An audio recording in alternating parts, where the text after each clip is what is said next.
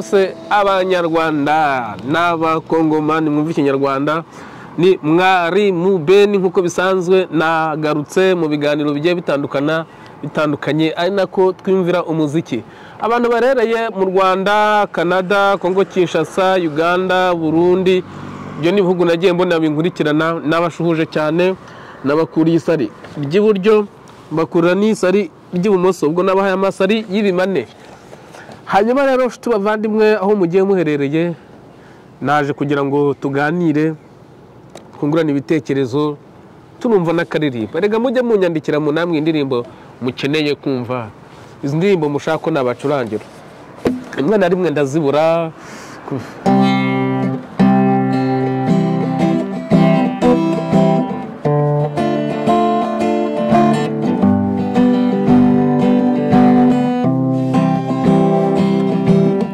Imuhire wacu iyo nakuriye abaye umwana yari ntore yari umuyabaga yareze runtu yari akarorero munganwe yitwatiro inka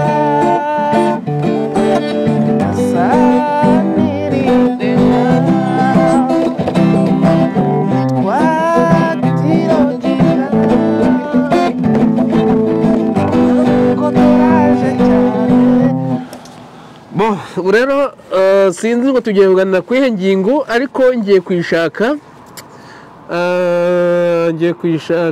maze iminsi nibaza kubera iki iwacu mu Rwanda umuntu wese umaze kuba umusitari bamufunga. Banyarwanda muzi impamvu umuntu umaze kwamamara bamufunga? Ntabwo ari uko aba yakoze ibyaha abandi badakora, ntabwo ari uko aba yakoze ibyaha abandi batakoze, nta nubwo. Ni ukuvuga ngo mu Rwanda bafite ikintu bita kubahuma amaso.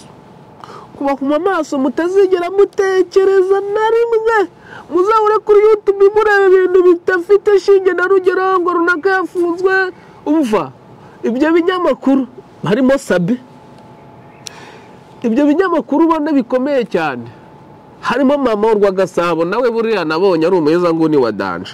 Nimba mumwemera simbizi, uriya mugore simbizi, ariko njya mbona nawe ari umuheza nguni, ni umuheza nguni. Bariya baba bagira ngo babahishe, ariko nta kundi byagenda. Noneho kubera ko kugira ngo bahishe icyo kintu, n'aba YouTubers bose bakaba ariho bajya, kuko ariho hari akantu ko kugira ngo umuntu abone uko abaho.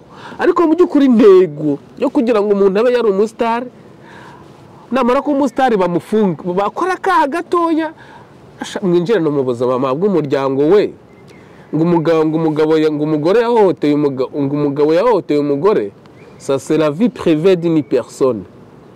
Ubwo n'ubuzima privé, niba umugore yarareze cyangwa atarareze, ibyo ni ibintu bikemurirwa mu muryango, hagati mu miryango. C'est pas une question d'aller au tribunal.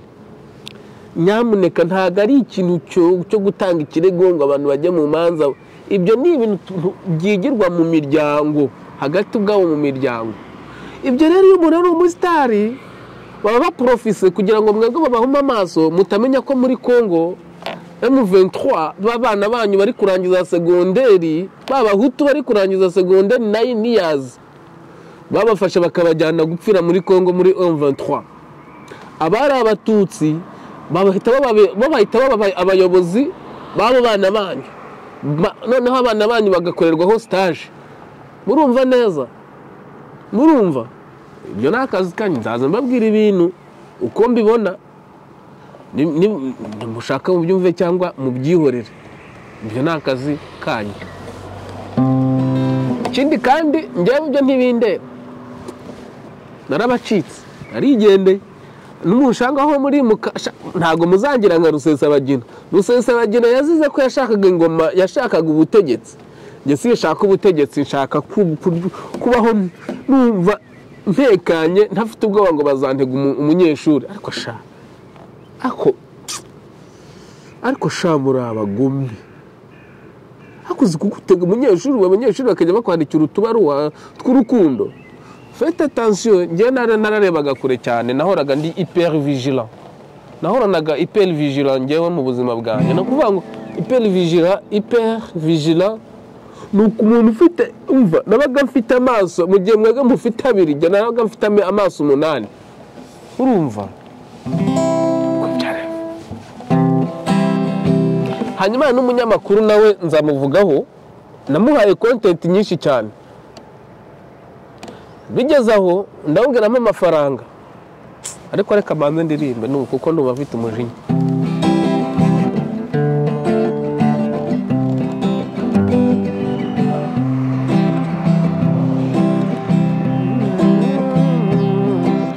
Shatse inshuti zirananiye izo najyaga niringira ibiteye kabiri tutaranduranya. Inshuti mfite icyo nziha iyo nyibuze sinzibone ubucuti n'ubwo bushingiye ku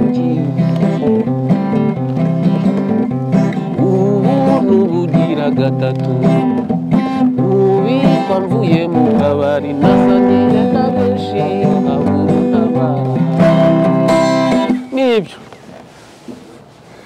ndabyibagiwe ibyo navugaga ndabyibagiwe ibyo navugaga.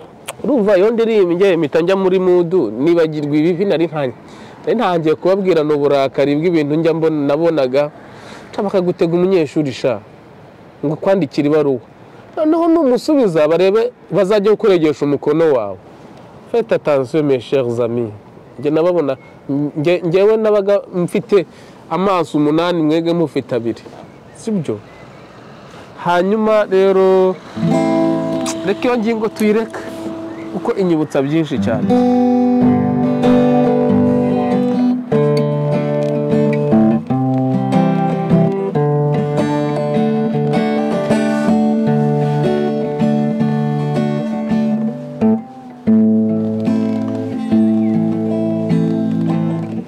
Hari akaririmbo abantu bajyaga bateretesha kera turi ku ishuri,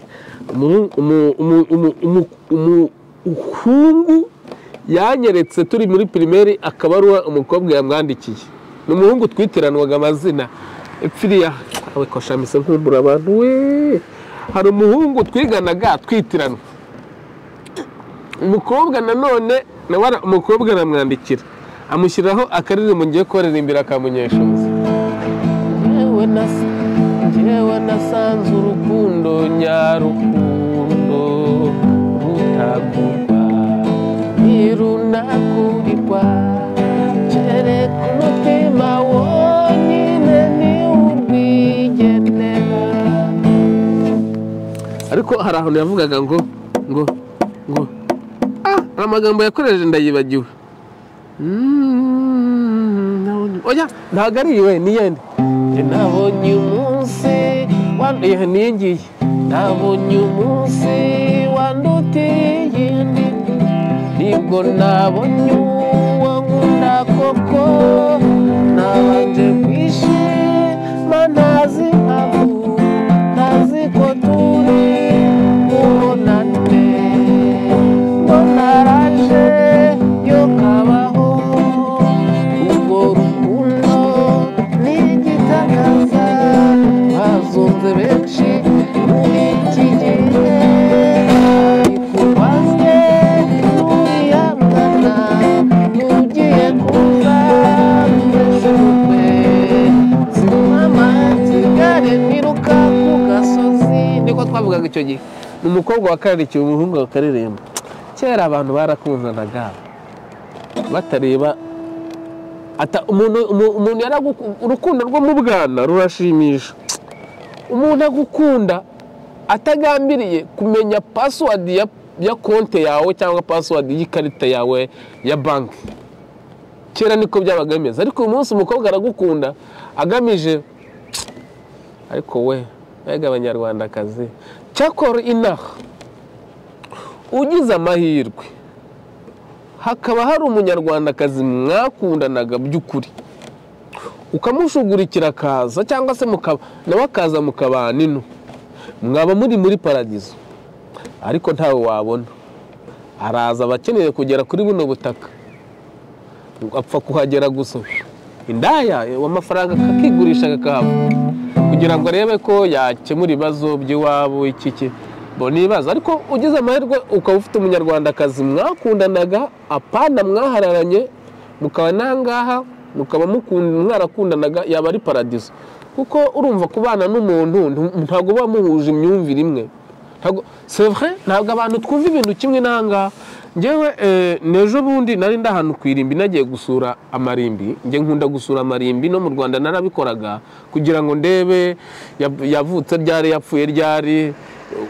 Ugasanga wa mugani nta myaka 100, na hano hari abaramba cyane, ariko ushobora kugera mu irimbi ugasanga benshi nta myaka 100 baba baragize.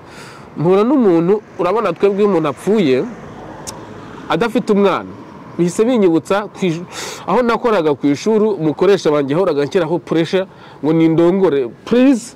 Buriya byarambabazaga cyane, nuko nabaga nkubaha nawe kukubwira ijambo rikaguturitsa umugongo. Yahoraga ambwira nindongore ngo ndashaje. Inaha nahaganiraga n'uwo muntu anyereka imva y'umukobwa we. Umukobwa yari afite imyaka 49, apfa adasize umwana. Aravuga mama w'uwo mwana uwo mukobwa ufite imyaka 49 yarababaye nyine kuko umwana we yapfuye. Ariko arambwira ngo amahirwe afite nuko atasize abana nabo ngo bababare. Mbese umubyeyi yari kubabara cyane, uwo mama twavuganaga yari kubabara cyane iyo uwo mukobwa w'imyaka 49 aza kuba yarabyaye abana, nabo bakaba ari imfubye, bakaba bababara, mbese bakagera ku gahinda. Bita binyibutsa uburyo maze imyaka 38, mikoro yanjye iraguye, mikoro ya gitari, maze imyaka 38 ifite agahinda kuba ntararezwe na data.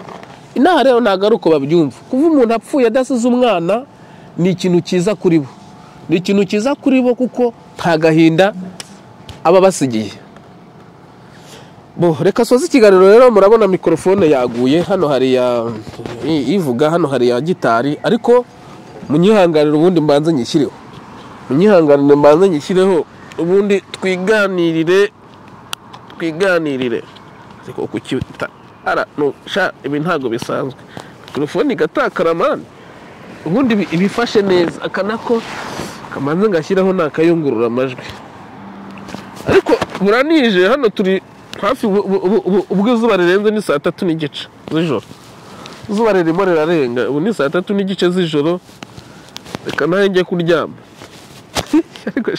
Niba hari ikintu kingora mu buzima, ni ukuryama ku manywa ngo ni nijoro. Kuvuga ngo izuba ririmo riraka ndibwirije ngiye kurya ibiryo bya nijoro, kandi izuba ririmo ryaka ngo ngiye kuryama, birangora ritarenze. Ubwo nuva ngiye ndyama byibuza saa 6, kuko rirenga saa 3:30, saa 4 gutyo, ya saa 3:30 ntabwo rirageze igihe cyo kurenga saa 4. Rizarenga saa 4 ku itariki 21 z'ukwa gatandatu, ni nawe itariki yanjye y'amavuko. Bifite icyo bisobanuye ibyo ngibyo nabyo. Abantu bavutse ku itariki 21 z'ukwezi kwa gatandatu hari ikintu bisobanuye cyane ku kijyanye n'umuziki no kuba ari abahanzi.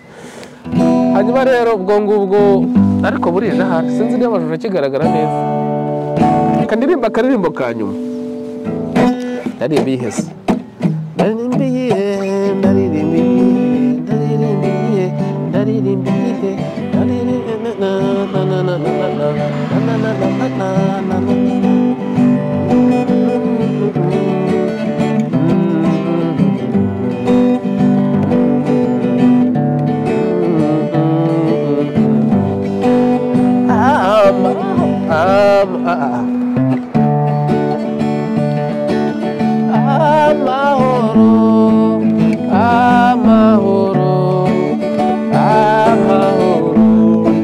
amahoro niyo ya mbere, amahoro, vive la paix, vive l'amitié.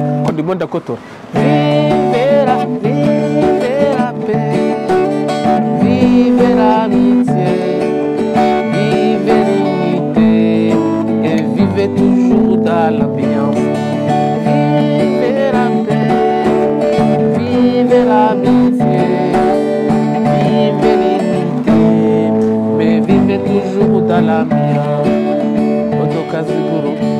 indege ziguruka turirimba amahoro abana bose tuyaharanire